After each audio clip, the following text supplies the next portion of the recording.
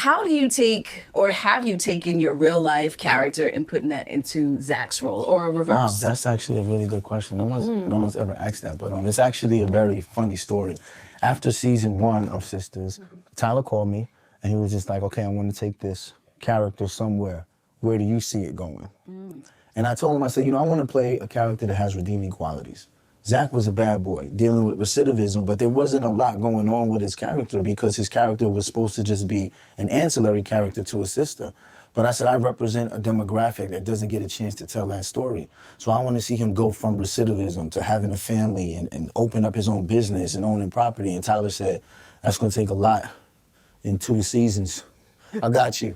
And that's how we ended up getting his children come in. And he did it in a way where it still is close to the character and not Devale. Yeah. Right? So Zach, he was a little bit of a live wire, out of control. So he has different baby mothers, but he's trying to mature as a father and be empathetic to all the women and people in his life. And that came from Devale. That was what I wanted to create with Zach. I wanted them to see Zach as who he is, but someone building to be someone different. That's awesome. Yeah. And now that you're in the lead role, do you feel more pressure or more power? I actually do feel more power. I don't feel pressure at all. This is something that I always wanted to do. We had someone on our podcast, Kaylin. He's like, I call him my cousin. I did a Christmas movie called Meet Me Next Christmas.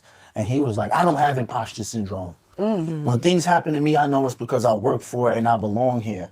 And I looked at him and I said, that's right. Yeah, that was such a word. Why do we sit back when something happens for us and then, of course, we give God the glory and then we say, I don't know how I got here. Yes, you do. You worked hours to get here. Yeah. I always said I wanted to be an actor. I wanted to be a lead.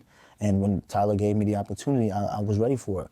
And I'm excited about it and what's next to come.